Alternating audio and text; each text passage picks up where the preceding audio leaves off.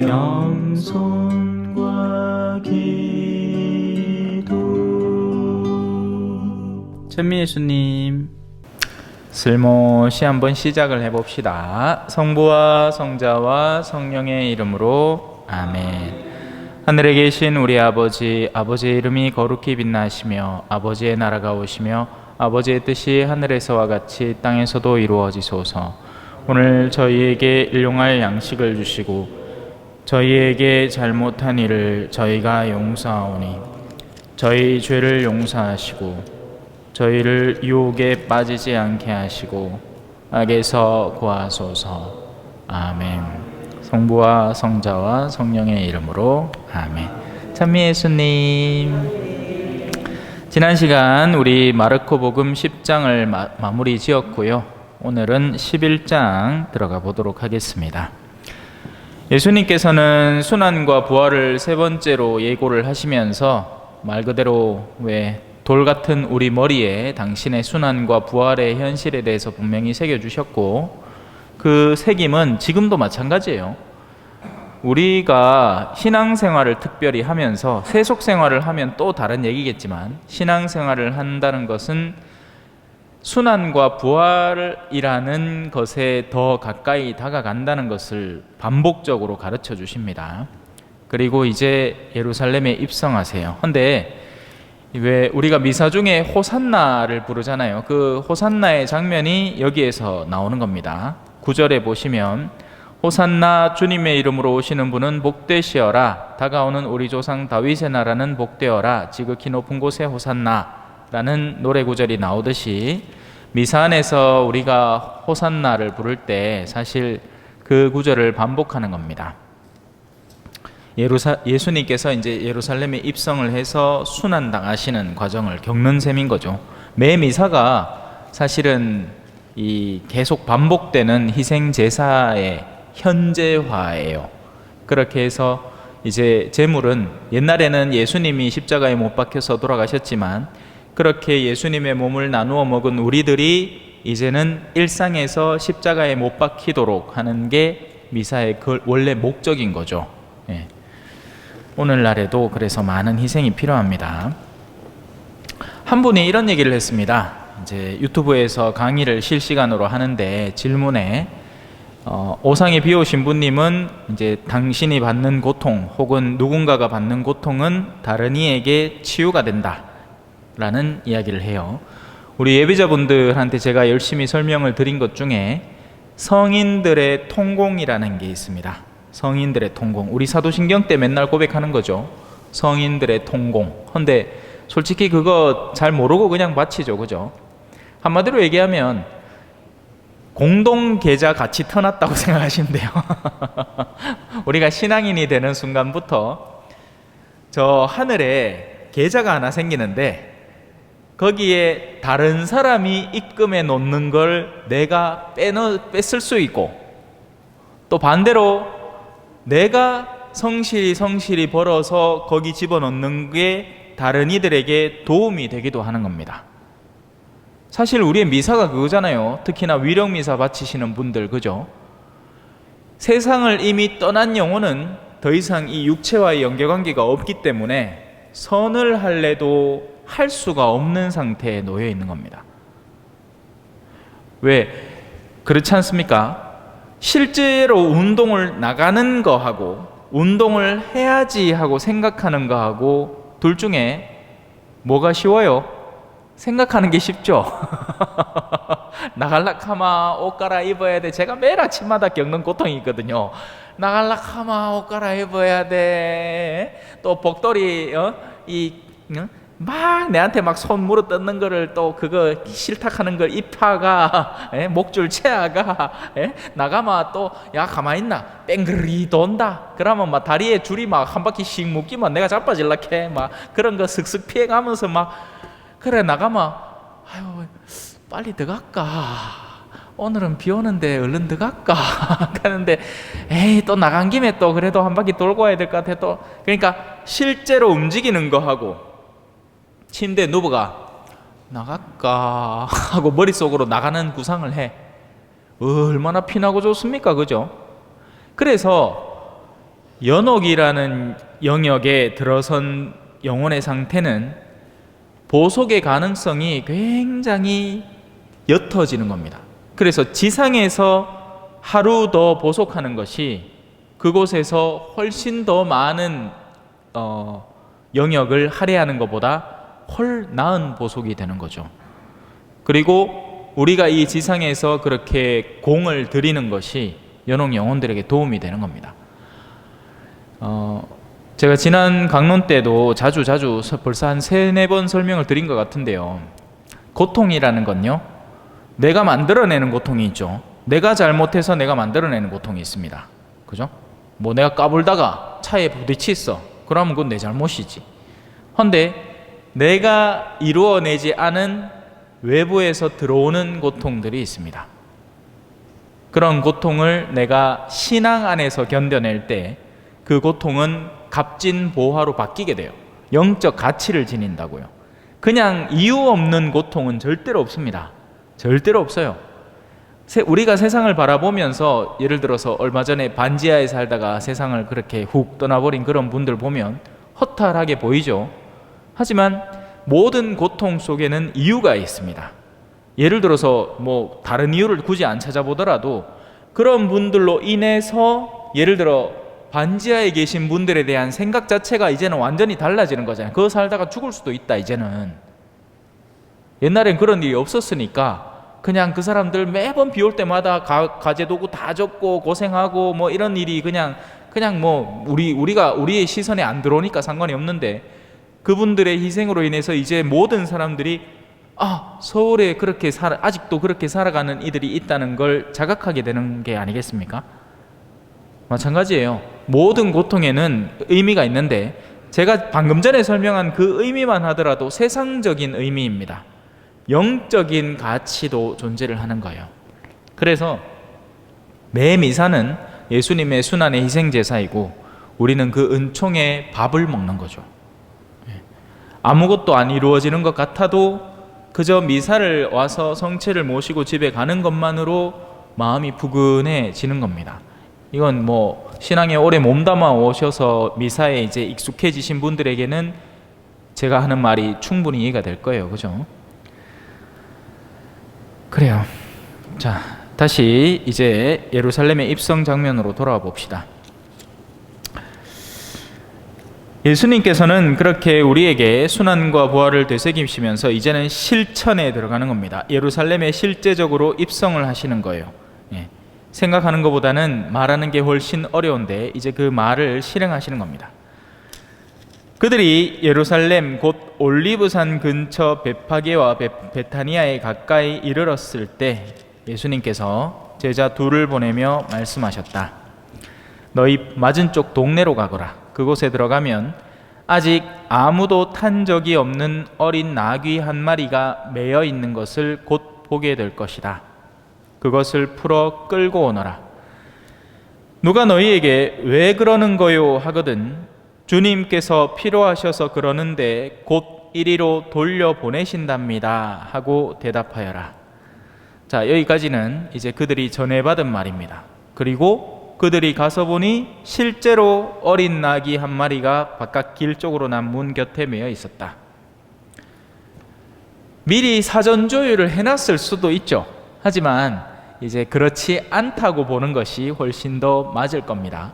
예수님께서는 이 당신의 제자들을 부를 때에도 멀리 떨어져 있는 이 무화과나무 아래 앉아 있는 것을 내가 미리 봤다 한다는 것을 보거나 아니면 사람들의 내면 속에 흐르는 움직임을 미리 읽어내신 장면들을 보더라도 예수님은 거리와는 상관없이 이 상대를 파악하는 분이에요. 그게 어떻게 가능할 것인가? 알 수 없죠. 당신이 직접 영의 작용으로 그들을 살펴볼 수 있는 것인지 아니면 천사들이 옆에서 도와서 그 장면에 대한 서술을 해줘서 그걸 알게 되는 것인지 그 구체적인 면은 알 수 없지만 예수님에게는 그런 능력이 있었습니다. 그리고 이 어린 나귀에 이제 한번 집중해 봅시다. 제가 서분 받을 때 이제 첫 미사를 딱 드리면서 신자들에게 했던 말씀이 있습니다. 보통 첫 미사 강론은요, 저를 신학교에 추천해 주신 신부님이 하세요. 그래서 제 천미사 강로는 원유술 야고보 신부님이라고 계십니다. 짜리몽땅 짜리몽땅 해가 막 술 좋아하시고 신자들하고 고스톱 치는 거 좋아하시고 또 이분 얼마나 거친지 막 입만 열면 막 야이 십장생아 시베리안 허스키야 뭐 그래요. 근데 이제 그 신부님은 그 스타일을 그냥 그렇게 계속 살아오신 분이라서 아는 사람은 다 압니다, 주변에서. 근데 이제 모르는 사람이 그 신부님을 처음 만나서 그런 대접을 받으면 깜짝 놀라죠. 예. 근데 이제 익히 아는 신자분들은 이 신부님의 원래 스타일이 이렇다는 걸 알아서 오히려 신부님 그러면 그럴수록 이제 더 장난 짓궂게 막 하고 서로 장난 걸고 막 하는데, 여튼 저는 그렇게는 못 하겠더라고요. 예. 그렇게 했을 때 장점이 있는가 하면 또 거기 그렇게 했을 때 단점도 분명히 있거든요.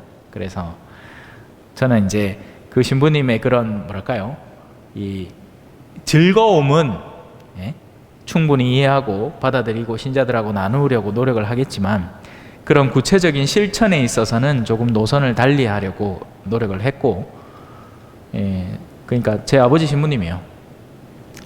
그리고 보통은 아버지 신부님 밑에 보좌를 잘 안 하는데 제가 첫 보좌를 이제 원유술 우리 아버지 신부님 계신 본당으로 파견이 돼서 이제 보좌 생활을 했습니다. 그래서 열심히 살았죠. 뭔 얘기를 하려고 얘기를 하냐면 천미사를 할 때 제가 신자분들 앞에 한 얘기가 있었어요. 저는 예수님의 당나귀입니다. 그 말은 바로 이 당나귀를 의미하는 겁니다.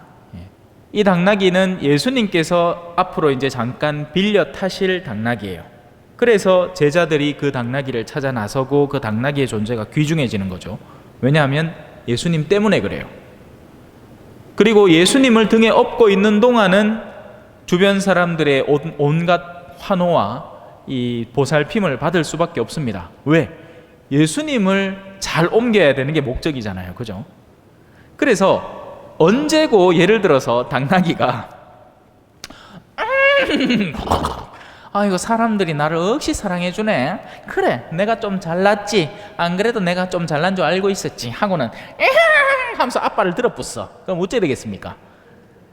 예수님이 패댕겨 치고 피 칠칠 흐르고 그러는 순간 그 당나귀는 이제 정육점 가는 거예요. 이제 사제들이 이걸 잘 알아야 되는 겁니다. 내가 왜 사제인지, 예수님을 등에 업고 다니기 때문에 사람들이 사랑해주고 관심을 가져주지, 아니 막말로 지금 이 초전이라는 동네에서 나이 45문 젊은 아가 있다 하면 뭔 놈 존경을 받아요. 존경은 그냥 동네 일꾼이지. 가 코 찔찔 흘릴 때부터 다들 밭을 끼고, 그죠? 야, 니 이거 해라 저거 해라 일만 잔뜩 시킬 끼고, 그죠?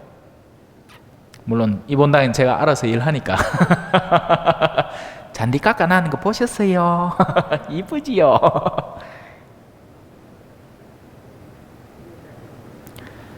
자, 그래서 그 나귀가 이 주님께서 필요하셔서 그러는데, 주님께서 쓰시려는 목적으로 그렇게 유용한 겁니다. 그리고 당신께서 필요한 만큼 쓰시고는 곧 다시 원래 있는 자리에 돌려 보내실 겁니다. 근데요, 왜 우리가 쓰는 물건들이 그렇지 않습니까? 우리가 쓴 물건들은 그냥 우리의 향취가 남아있는 물건이고 그걸 다른 사람이 탐낼 일은 없겠죠. 그런데 성인이나 성녀가 쓰던 물건이다. 멀리 가볼 필요도 없어요. 용봉 공소 위쪽에 가면 디메오의 집인가? 갑자기 이름 생각이 안 나. 하여튼 그 위에 회관 하나 있는데 그 안에 들어가면 멋들어진 방이 하나 잘 꾸며져 있고 거기에 뭐가 있느냐? 이 수녀님, 거기서 열심히 일하던 수녀님이, 디오메데스 수녀님이 쓰시던 물건들이 아주 이쁘게 정갈하게 정돈되어 있습니다. 왜요? 그 수녀님이 사람들에게 깊은 인상을 남겼기 때문이죠. 그 물건 자체에 가치가 있는 게 아니잖아요. 오히려 지금 그 물건 만약에 폐품 처리하면 고철값도 별로 안 나올 기라. 예. 한데 그 수녀님이 썼던 물건이기 때문에 그 동네 사람에게는 의미가 생기는 거죠. 자, 이 당나귀 어떻게 될 것 같습니까? 예수님께서 타셨던 당나귀예요. 예. 훗날 예수님께서 부활하시고 돌아가시고 부활하시고 그분이 흔적이 묻은 것들을 사람들이 다들 찾을 거 아닙니까? 그죠? 예. 그래서 우리는 예수님으로부터 사용되는 당나귀가 되어야 한다고요. 그것이야말로 우리에게 있어서는 아름다운 영예가 될 것이고 영원한 영예가 될 것입니다. 자, 그들이 이제 가서 봅니다. 과연 어린 나귀 한 마리가 바깥 길 쪽으로 난 문 곁에 매여 있었죠. 그래서 제자들이 그걸 푸는데 거기에 서 있던 이들 가운데 몇 사람이 똑같이 예수님께서 미리 하신 말씀처럼 왜 그 어린 나귀를 푸는 거요? 하고 묻습니다. 제자들이 예수님께서 일러 주신 대로 말하였더니 그들이 막지 않았죠. 지금의 예수님의 입지는 옛날에 영화 중에 제목이 이런 게 있었습니다. Jesus Christ Superstar라는 뮤지컬 영화가 하나 있었어요. 예수님은 초인기인이에요, 지금. 그래서 예수님의 소문 그리고 그 스승님이 쓰시려는 어떤 의도에 대해서 사람들은 활짝 열려 있는 겁니다. 그러나 이 똑같은 이들이 훗날 예수님을 십자가에 못 박으러 외치는 군중이 되죠. 그래서 군중이라는 존재는 세파에 흔들리는 갈대와 같은 이들이에요. 지금은 예수님의 인기 때문에 당나귀도 빌려드리고 뭐 뒤에 가면 겉옷도 막 길에 깔아요. 예. 겉옷이라는 건 엄청 귀한 옷이거든요. 그때 당시에는 우리로 치면 흙탕물 막 묻은 사람이 길 지나가는데 우리 깨끗하게 세찬 세차를 그 위에 밟고 가시라고 깔아놓는 거와 똑같은 기라. 예. 그래서 군중은 흔들립니다. 말 그대로 줏대가 없죠. 지금은 예수님에게 환호하는 쪽으로, 조금 있다가는 예수님을 죽이라고 환호하는 쪽으로. 우리는 그런 군중이 되어서는 안 돼요. 우리는 예수님의 제자가 되어야죠. 제자들은 그 어린 나귀를 예수님께 끌고 와서 그 위에 자기들의 겉옷을 얹어 놓았다. 지금 이 장면은 이제 예전에 예고되었던 예언자의 모습을 충실히 수행해내고 있는 겁니다. 예수님은 그래서 일찍부터 예고된 약속된 메시아임을 지금 마르코 복음은 조금 허접하게 그걸 드러내는데 특별히 이 마테오 복음 같은 경우에는 더욱더 이런 것을 시행하는 것이다. 예전에 예견된 이런 것의 장면이다 하면서 예수님의 모습에 이 구약의 여러 상징적인 예언자의 장면들을 다 연결시키는 겁니다.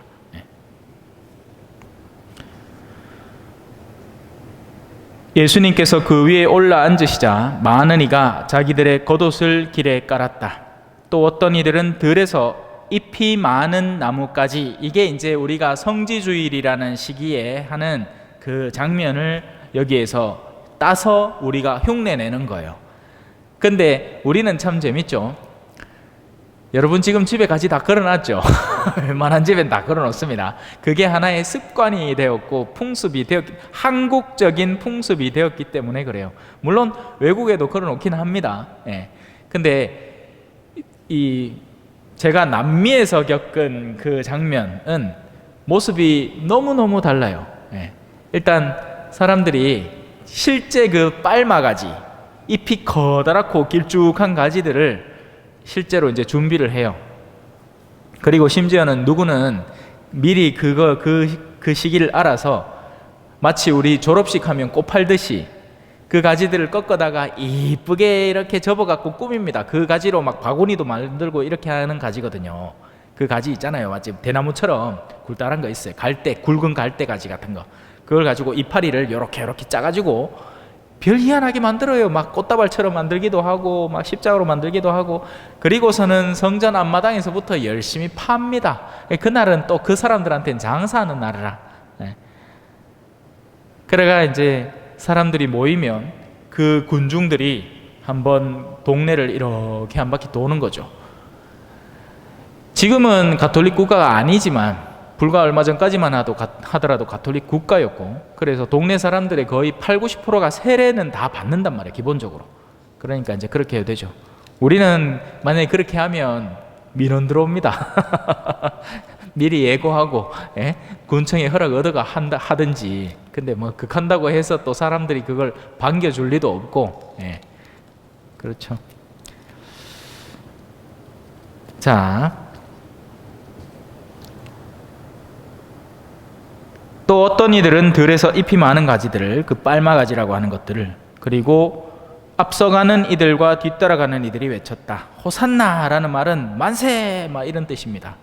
어쩔시구나, 좋구나 막 이런 거예요.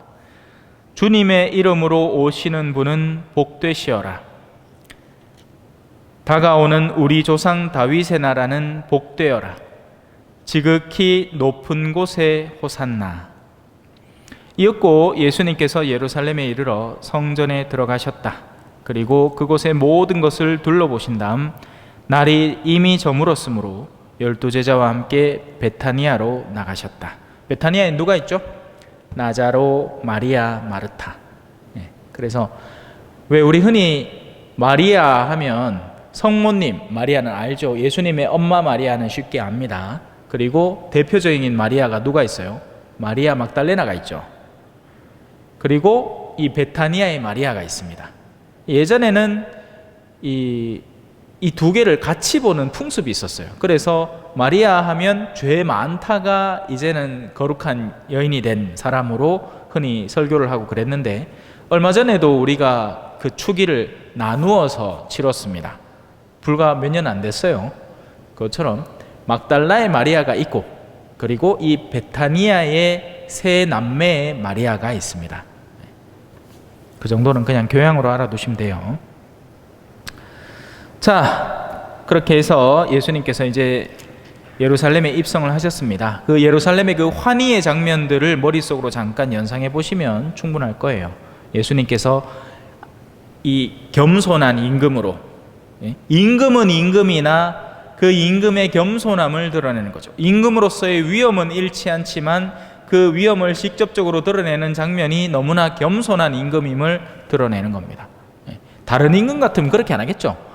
왜 하든동 지 이름 하나 내려고, 말 중에서도 왜 백마, 흔히 왜 독재자들이 백마 타는 걸 억히 좋아해요. 그래, 그 뚱뚱한 김정은이도 백마 타고 댕긴다 카있긴 해. 내 보이 말이 안 됐더라. 허리 빠질 것 같더만. 또 저 이만희도 백마 타는 거 좋아하고. 나도 언제 기회 되면 백마 한번 타볼까 싶은데 여 근처에 승마장 있잖아요, 그죠? 그 말 많을까 해라. 초전에 옛날에 그런 거 안 했어요? 한번 했을 것 같은데, 내 생각에. 초전 역사도 길고 근처에 말도 많은데, 예수님이 왜 성지주일 할 때 신부님이 말 타고 들어오고 이런 거 한 번도 안 했어요? 다행이다. 볼리비아에는 실제 말들이 있기 때문에 신부님을 말을 태웁니다. 물론 저는 한 번도 안 타봤어요. 성지주일 때 타지는 않았는데, 더 시골에 사는 신부님들은 신자들이 알아서 말 한 마리 끌고 옵니다. 당나귀 끌고 와요. 그래가 태운다 카있긴 해. 재밌을기라 그러면.